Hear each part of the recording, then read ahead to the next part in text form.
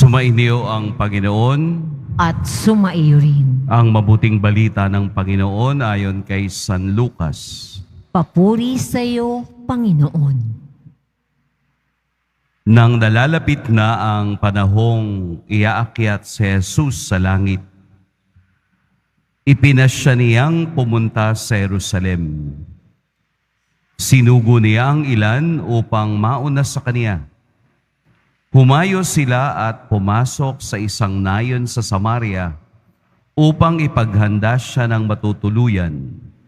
Ngunit ayaw siyang tanggapin ng mga Samaritano sapagkat siya'y patungo sa Jerusalem. Nang makita ito nina Santiago at Juan, kaniyang sinabi, "Panginoon, payag ba kayong magbaba kami ng apoy mula sa langit upang pugnawin sila?" Ngunit bumaling siya at pinagsabihan sila, "Hindi ninyo alam kung anong uri ng espiritu ang sumasa inyo," sabi niya, "sapagkat naparito ang Anak ng Tao hindi upang ipahamak ang mga tao, kundi upang iligtas sila." At nagtungo sila sa ibang nayon. Mga kapatid, ang mabuting balita ng Panginoon. Pinupuri ka namin, Panginoong Hesukristo. Magsiupo muna po ang lahat. Magandang umaga po sa lahat. Yung pag-aaway ng mga Hudyo at Samaritano ay bahagi na ng kanilang pang-araw-araw na buhay. Bakit ba nag-aaway yung Samaritano at mga Hudyo? Bakit galit ang mga Samaritano sa mga Hudyo? O bakit ang mga Hudyo ay galit na galit din sa mga Samaritano? Simple lang, dahil sa kanilang kasaysayan, dahil sa kanilang pagtatalo kung saan dapat sumamba. Saan patungo si Jesus at ang kanyang alagad? Jerusalem. Ay ang mga Samaritano hindi naniniwala na dapat sumamba sa templo sa Jerusalem kasi hindi naman iyon ang lugar kung saan itinatag ni Moses ang dapat sambahan. So meron pong kaunting historical yung kanilang pag-aaway dito sa ating ebanghelyo.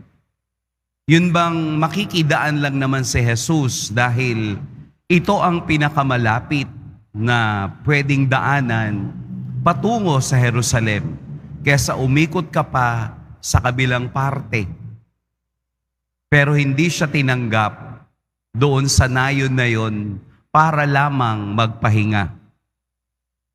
Kaya si Santiago at ang kaniyang mga kasama ay nagsabi kay Jesus kung padalhan na lang natin ng kidlat. Kumbaga parang parusahan na lang natin.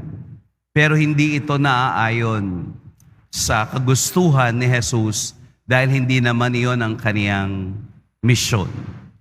Para bang ibinabalik ni Santiago ang nangyari noon sa lumang tipan kung papaanong nagpadala ang Diyos ng kidlat dahil hindi nila tinanggap si Elijah doon sa isang lugar bilang propeta.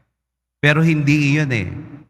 Dadaan lang si Jesus, magpapahinga, idinamay pa ng pag-aaway ng dalawang grupo, ng mga Hudyo, mga alagad ni Jesus, at mga Samaritano. Makikidaan lang, magpapahinga lang, idinamay pa. Yun bang salitang ipinasa niyang pumunta sa Jerusalem? Determined. Ano ba yung Jerusalem? Lugar ng sakripisyo at lugar ng pananalangin o templo. Na alam natin na sa templo ng Jerusalem, doon ginagawa ang lahat ng sakripisyo ng paghahain ng iba't ibang hayop ayon sa kasalanan na nagawa ng tao. Ayon dun sa kakayahan ng tao. Ayon doon sa kanilang inihandang pag-aalay. Kung mayaman ka, anong iaalay mo?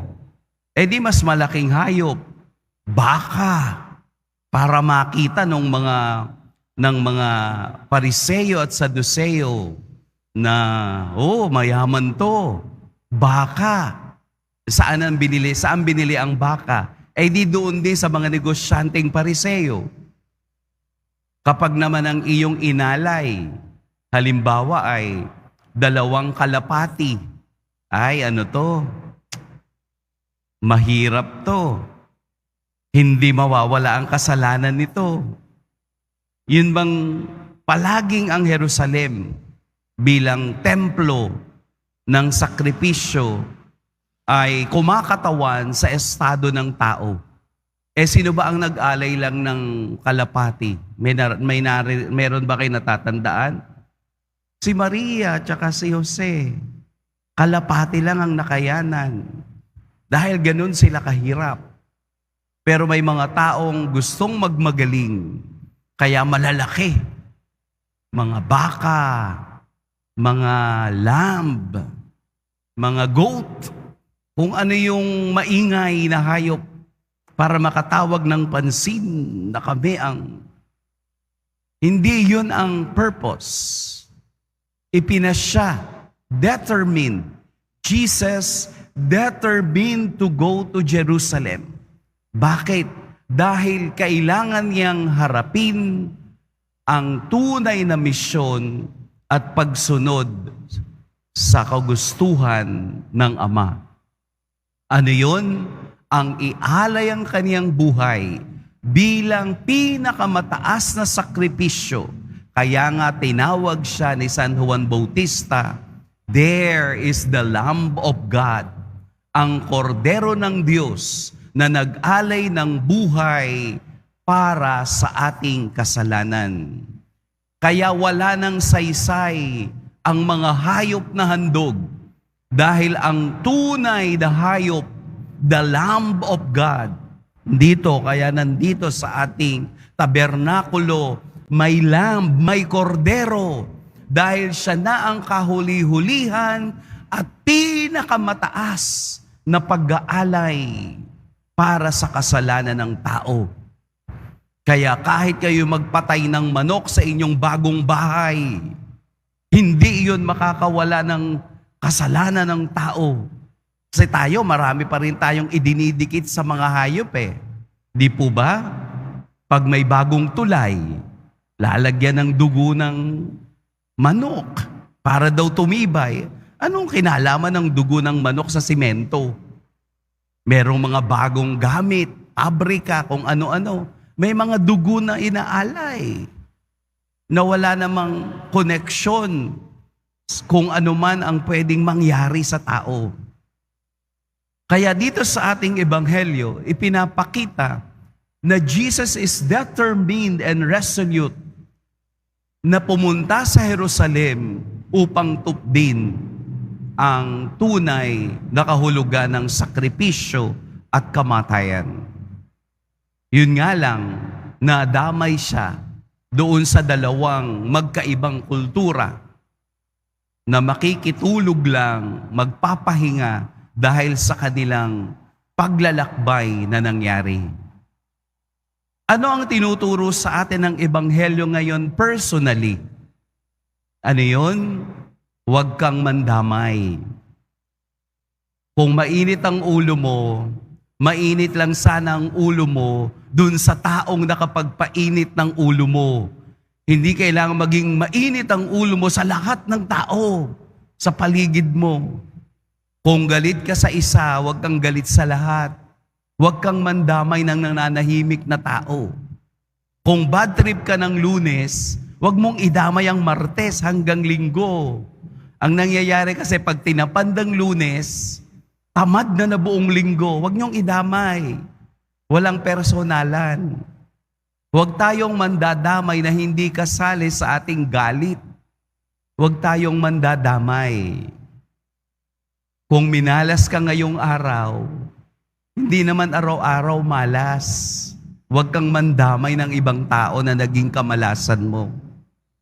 Huwag tayong mandamay Kapag galit tayo sa isa, sasabihan natin ng ibang tao na magalit din tayo sa kanya. Yung bang magre-recruit ka ng galit ng iba para magalit sila sa iyo at sa iba. Huwag nating idamay ang ibang tao sa ating buhay kapag tayo may pinagdadaanan. Daanan natin ating tanggapin na bawat araw pwedeng may cross na dumating hanggang tayo ay makasapit sa Jerusalem ng ating buhay. Dahil lahat tayo patungo naman sa Jerusalem para atin ding determined, atin ding ipinasya na sa paghihirap natin tatanggapin at papasanin kung ano ang meron tayo.